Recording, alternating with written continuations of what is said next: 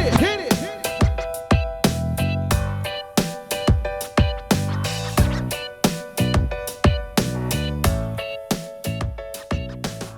Hello and welcome to the Marley Bird YouTube channel, brought to you by Red Heart Yarns. In this video, I will show you part 3 of this 6-part series for knitting your very first sock. This sock is a really simple and wonderful pattern that not only do I teach you, but I talk to you how to use it as sort of a recipe to make future socks. We have learned the cuff, we have learned the leg, and today we will learn how to do the heel flap. This is the preparation that we need to do in order to change directions in our knitting to get to the rest of our sock. This is a free pattern and you will find a link in the video description box right down there below. And while you're down there, smash that like button. Now, if you have not had a chance to work part 1 or part 2, please go ahead and review those videos and get your homework up to that point, and then come back here and watch this video because it is set up so that you're ready to go straight from part 2 right into part 3 and begin your knitting process. Now, if you're ready to jump in and make this heel flap, let's go ahead and take a look at what it is we are going to be creating. As you take a look at the sock I made, you can see that we have the cuff and the leg, and then we're down here to this section. So this section here is the one we're going to be working on. Actually, I'm going to take it out of this sock blocker so you can see it a little bit more flat. Ooh, if I don't drop the sock blocker. And if I were to open this up, and let's look at it as if we were going to be knitting on it. If I open this up just like so, here is my cuff, here is my leg, and then this section right here is my heel flap. This is what we're going to be working on. I chose to have a garter stitch edge on either side of the body of the stitches, and the stitches themselves, I chose a stitch pattern called the Eye of Partridge.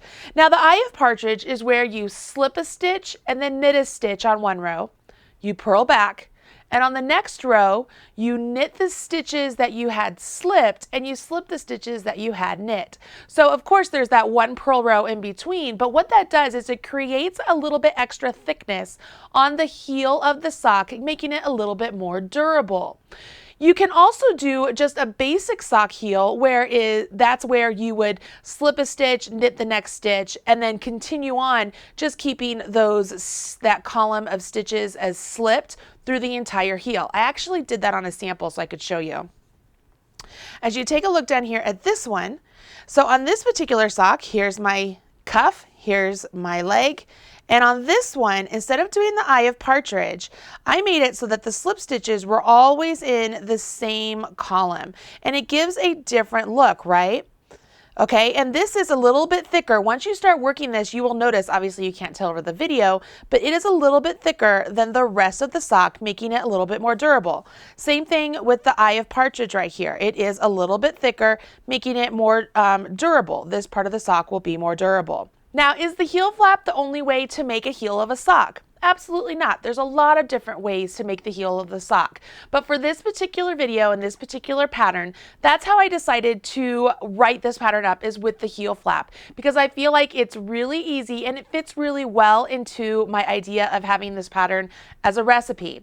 Because the heel flap itself is worked over half the number of stitches that you cast on. So if you cast on 48, your heel flap will be worked over 24 stitches. If you cast on 64 stitches, your heel flap will be worked over 32 stitches. So it makes it really easy. If you were to adjust the number of stitches you happen to cast on, you know that if you're going to make a heel flap, it's worked over half the number of stitches that you are working with for the leg, right? And then as far as the length of the heel flap, or how many rows do, you do the same number of rows as you do stitches. So if we have 24 stitches, we'll do 24 rows. If we have 32 stitches, we'll do 32 rows. You see how that works? Okay, so let's go ahead and jump in and work on this heel flap.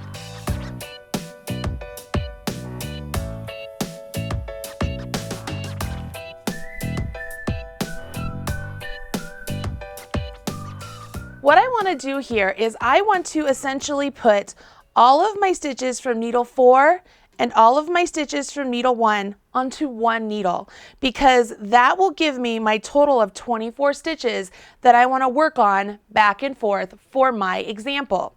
So I can't just slip these over, right? Because my working yarn is right here. I need my working yarn to get down here to the end. So rather than using my 5th needle, I'm going to set that aside. And I'm just going to carry on working down this row using my 4th needle, so that way all of my stitches get onto one needle. And when I'm working my heel flap, I am only working these stitches on this one needle. Okay, I'm only going to be working back and forth. What that means is these other stitches that are on these other needles are just going to be hanging out. We aren't going to do anything else with them right now. We're just going to let those hang out. So now I have a total of 24 stitches on this one needle, and it's time to work in my Eye of Partridge pattern. So I will turn my work, and if you remember, I showed you that I have a garter stitch edge along the side of my Eye of Partridge heel. And I love using the garter stitch edge because I think it makes it really easy and a really big sort of bullseye for where you need to pick up stitches when we move into the gusset. So I really like this type of heel. This again is not the only way to do things, but it's the way we're working this particular pattern. Here at the start, because I want that garter stitch over these first 3 stitches, I will go ahead and I will knit these first 3 stitches. Notice I turned my work and I'm working back along that one needle that has the 24 stitches on it. If you're working with more stitches, obviously that one would have 32. Whatever your number is, it's the one needle that's in the back, okay, so we're putting our heel. So I've knit those 3 stitches, and now I will purl down this row to the last 3 stitches.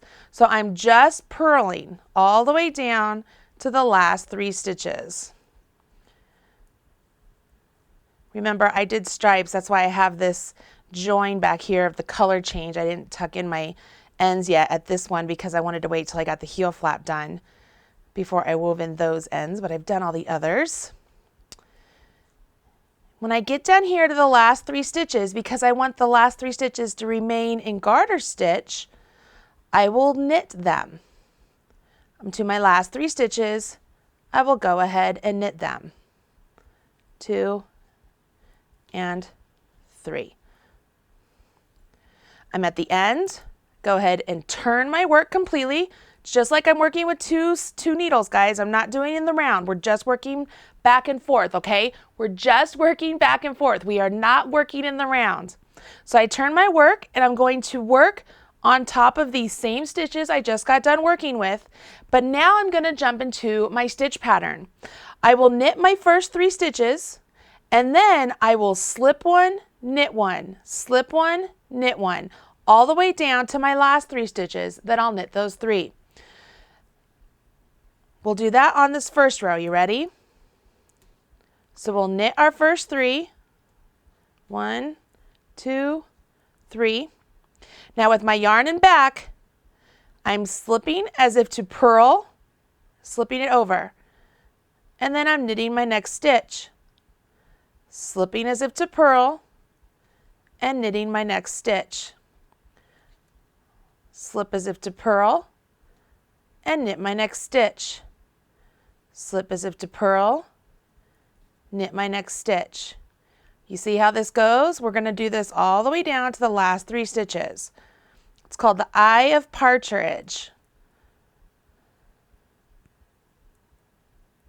What makes this thicker than the others is because as I slip those stitches, the yarn has to go from this stitch here behind the one I slipped to knit this one. So that slip stitch makes it feel like it's double thickness there because it not only has the stitch, but it has that slip to it. Then I go ahead and I will knit the last 3 stitches. Turn my work, not rotate, actually turn. So now I'm to the wrong side, right? I'm to the wrong side, working just on that one needle. Again, I'm ignoring these ones. They're just hanging out there. I will knit the first 3 stitches because I'm on the wrong side. And then I just purl down to the last 3 stitches. When I get to the slip stitch, I just purl it just like it's just normal. For those of you who have never done slip stitches before, it'll look like you dropped a stitch there. That's perfectly normal. That's what we want, okay? We're just purling all of these stitches, and it's perfectly normal to have that string behind the stitch that's on your needle. See what I mean? Like there's the stitch on my needle. Here's the string, the float. That's what we want. Totally normal. I'm coming all the way down to the last 3.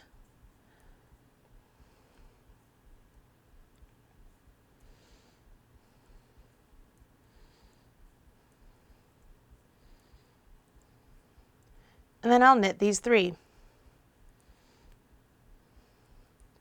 When I turn my work this time and work the right side row, I have to change up which stitches I'm going to slip, okay? If I keep doing it where I slip the first, or like I knit 3, then I slip 1, knit 1, slip 1, knit 1, I'll get the column of just slip stitches like I showed you in the My Tie sock.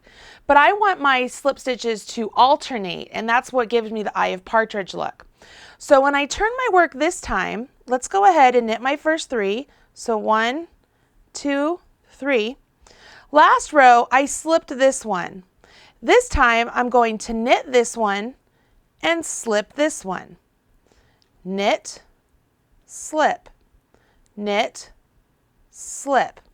If you get confused, take a look at your actual work. You'll be able to tell where your slip stitches are because they're nice and elongated. Okay, they look like they cover 2 rows. See how this one stitch here is the same height as those 2 stitches? It's because it was slipped. So I know if it was slipped before, it needs to be knit now. And this one, I have 2 distinct stitches next to an elongated, so this one needs to be slipped. That's one way you can tell if you start to get off track. Just pay attention to where the previous slip stitches are. And remember, you want to knit those. You'll also know when you get to the end, you're going to end with a slip stitch before you get to your knit 3. Got that? So now we want to repeat. We're going to turn our work. We'll purl this row, of course, keeping the garter stitch at the edges. On the next row, the next right side row, we will keep the garter stitch. Then we'll slip 1, knit 1, slip 1, knit 1. Then we'll turn, garter stitch, and purl. And then turn, garter stitch, knit 1, slip 1, knit 1, slip 1. I just got done purling that row. I've turned my work, and now I'm getting ready to start my 3rd right side row, okay? So right here, this is where I begin my repeat. So I will slip this first one after I've done my garter stitch on the first 3. I slipped, and now I knit. I slip, and now I knit. I slip, and now I knit. And I would do this all the way down the row. Again, if I got confused, I could just find where the previous slip stitch is, and I just know that I have to make sure I knit that one, so that way it keeps the stitch pattern the way I want it to be in the Eye of Partridge. And I finish up with my knit 3. Now, keeping these edges in garter stitch, I want to show you something. Keeping these edges in garter stitch, that helps me a lot being able to count stitches, right? Because I know that it takes 2 rows to get a garter stitch sort of ridge here at the edges, okay? What's handy there is that will help you also keep track of the number of rows you have done on your heel flaps. That way you can make sure both of your socks have the same number of rows, okay? So that's one really useful thing with the garter stitch edging. The other useful thing is when we go to pick up stitches along this edge, we will be able to pick stitches up between each one of those ridges and keep things very consistent. Let me go ahead and show you one that's already worked up, the heel flap that's worked up to where you need to get to at the end of your homework, okay?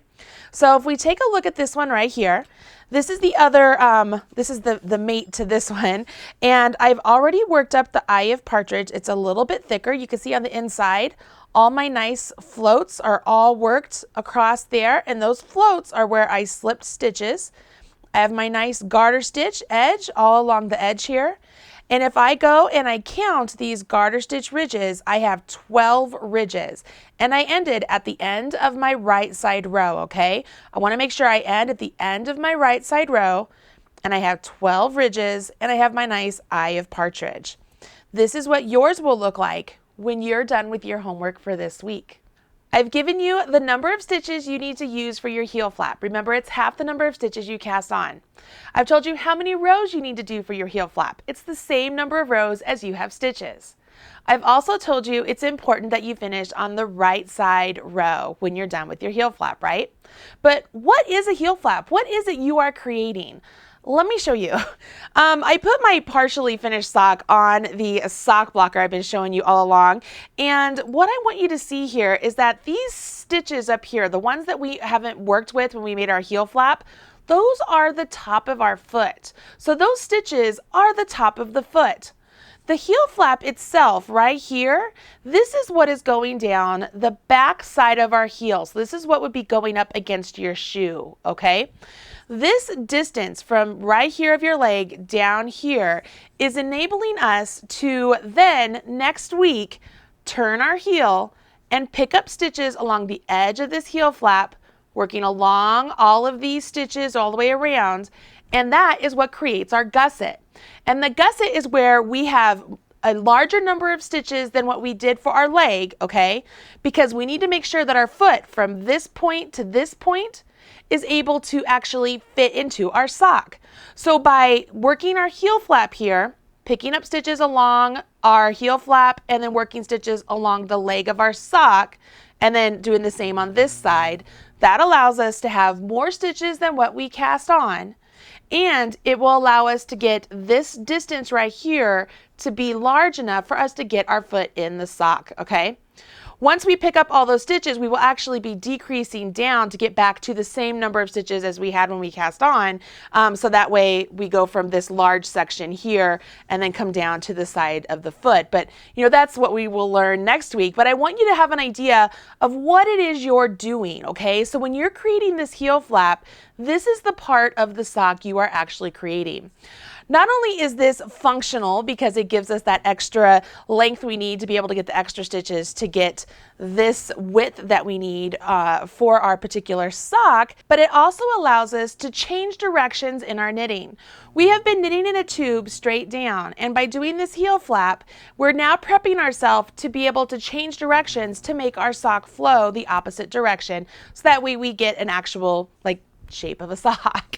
So this is a really simple part, and if you are working on two socks, make sure you do it on both of them, and you will find this will go through really quickly this week, okay? And it's going to feel really good. It feels really nice to go back to only working with 2 needles again, but then the actual thickness of the fabric feels really good, and I just really like it. So there you have it. That is week 3 of the My First Socks with Marley Bird. I hope you're having a great time. I can't wait to see your finished week 3. Make sure you share with me on social media. Just use #MarleyBird, and I will be sure to check out your socks and smash your like button, because I really am enjoying watching all of your success out there, especially after week 2. Many of you decided to really just make it your own, and you're doing stripes, you're doing Fair Isle, you're doing slip stitches, you're doing all sorts of fun things, and it's fun to watch. It's a lot of fun to watch. I love watching your creativity and your skills grow as we make these really great socks.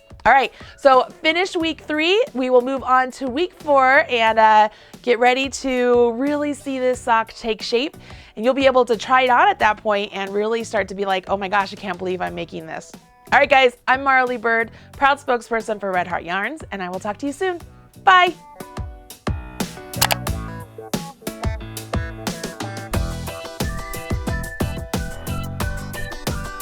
Everything you need to know about knitting or crochet can be found right here on the Marley Bird YouTube channel. Learn with Marley Bird. Visit youtube.com/Marley Bird.